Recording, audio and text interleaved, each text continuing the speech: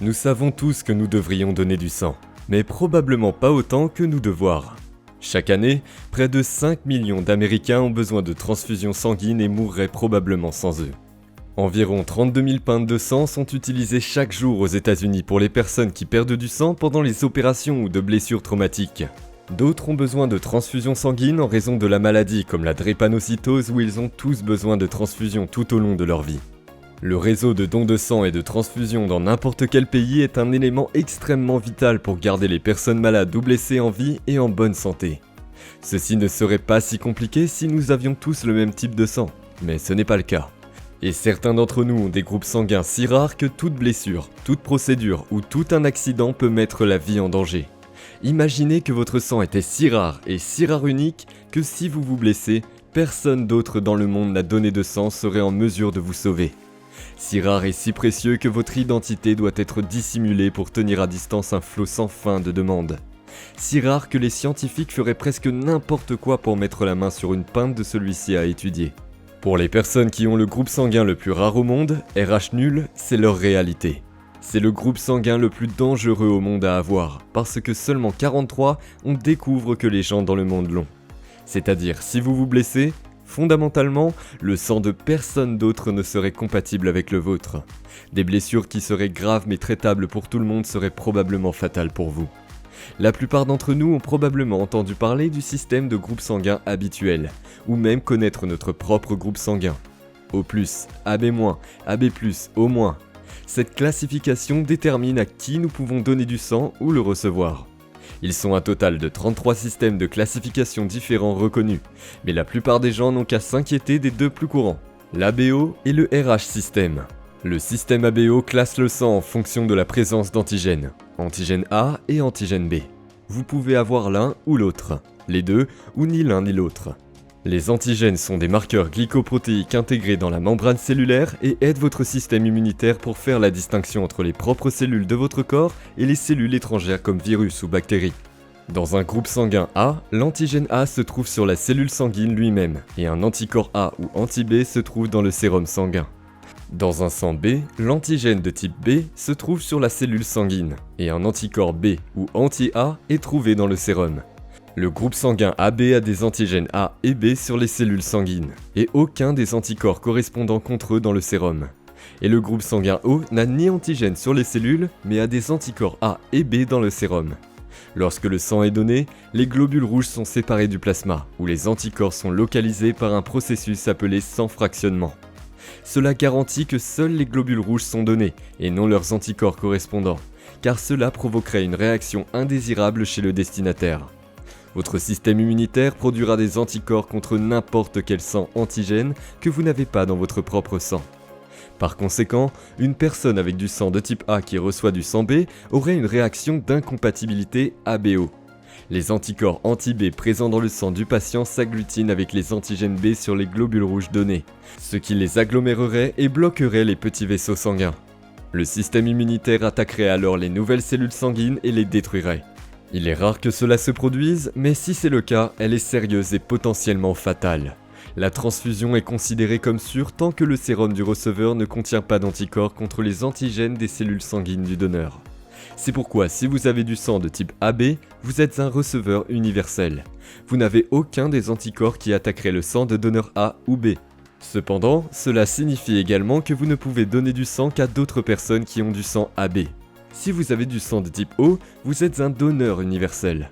Vous pouvez donner votre sang à AB ou O sans déclencher leur système immunitaire. Mais c'est aussi pourquoi les personnes atteintes de sang O ne peuvent recevoir que du sang de type O.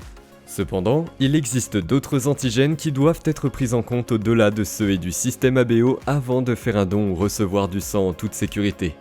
C'est là qu'intervient le système Rhesus. Le Rhesus, ou RH, est le deuxième système de groupe sanguin le plus important. Ce sont les antigènes les plus importants. Le plus important étant l'antigène D. Bien qu'il existe de nombreux autres antigènes RH, RHD est le plus important, parce que c'est le plus susceptible des antigènes RH de produire une réponse immunitaire. Selon la présence ou non de l'antigène RHD, chaque groupe sanguin se voit attribuer un symbole positif ou négatif. Les personnes qui sont RHD négatifs ne peuvent recevoir que du sang RHD négatif. Mais les personnes qui sont RHD+, peuvent recevoir soit RHD positif ou RHD négatif sang. Les groupes sanguins négatifs, A négatif, B négatif, AB négatif et O négatif sont plus rares que leurs homologues positifs. Et tandis que l'antigène D est le plus important dans le système RH, il y a un total de 60 autres antigènes.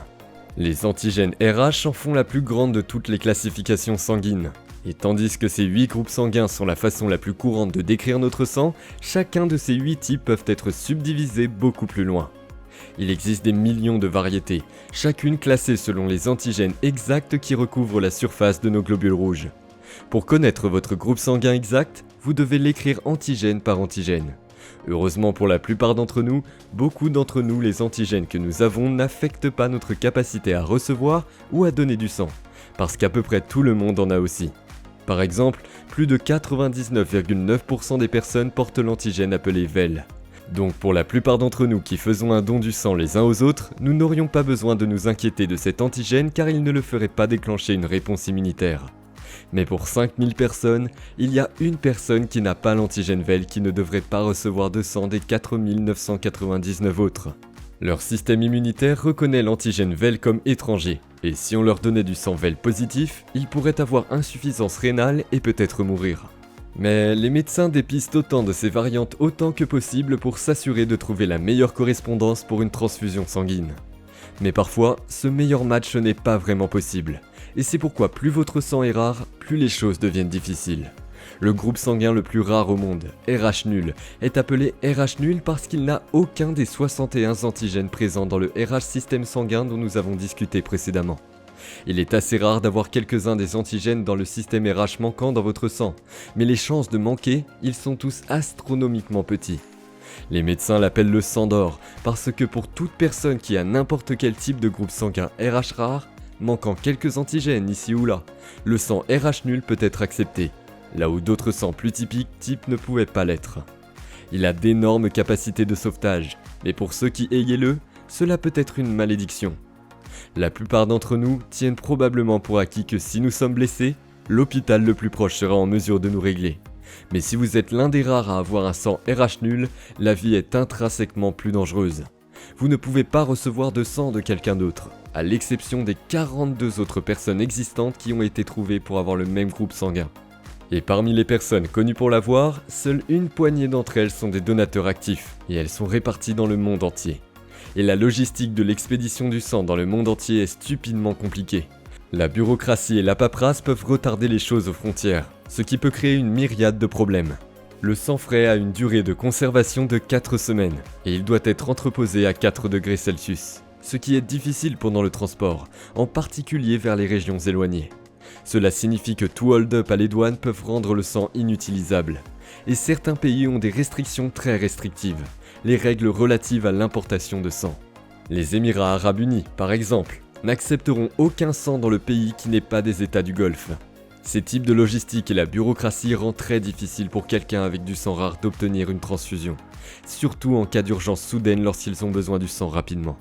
Pour un Suisse avec du sang RH nul, cela signifiait qu'enfant, il ne pouvait pas aller au camp d'été ou faire du sport de plein air, parce que ses parents craignaient qu'il ne se blesse sans pouvoir recevoir de transfusion sanguine.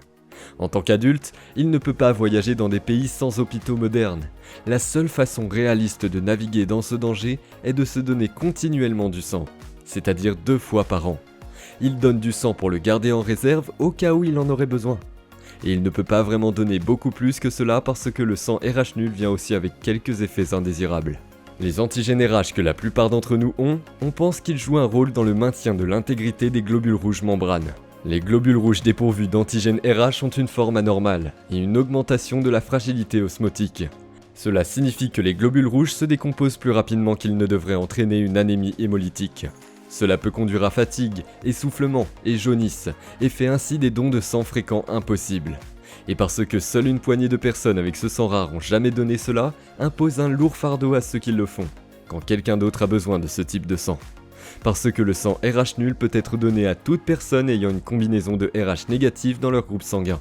De temps en temps, ils peuvent recevoir un appel urgent pour faire un don.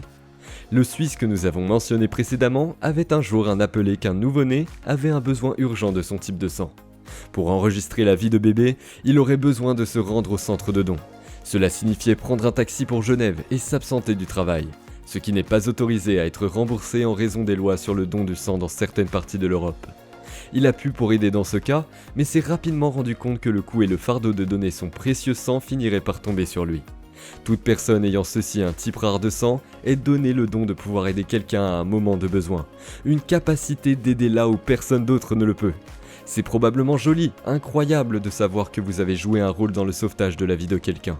Mais cela vient aussi avec le fardeau malheureux d'être, dans un sens, sur appel pour toute votre vie, si le besoin de votre sang se présente. Cela pose une question éthique intéressante. C'est à vous de donner du sang à tout moment. Que vous soyez en réunion avec un client, à votre propre mariage ou en vacances. À quel moment votre obligation morale d'aider quelqu'un d'autre dans le besoin commence-t-elle et se termine-t-elle ? Mais pour chaque personne qui était autrement condamnée sans ce don de sang, l'importance de celui-ci ne peut évidemment pas être surestimée. Et cela nous rappelle que les hôpitaux du monde entier comptent sur la bonne action du don de sang pour sauver des vies. Que votre sang soit rare ou non. Depuis les toutes premières transfusions sanguines dans les années 1800, elles ont sauvé des millions de vies et joué un rôle essentiel dans l'élaboration de notre monde moderne. En temps de paix, ils ont sauvé les citoyens des malheureux accidents, et en temps de guerre, ont sauvé la vie d'innombrables soldats blessés. Pendant la Seconde Guerre mondiale, la Croix-Rouge américaine a volé près de 200 000 pintes de sang total des États-Unis aux forces alliées en Europe. Plus de 50 000 pintes de sang ont été nécessaires pour les soldats combattants pendant la seule invasion de la Normandie le jour J. Merci d'avoir regardé. Si vous aimez notre contenu, s'il vous plaît, envisagez de vous abonner à notre chaîne.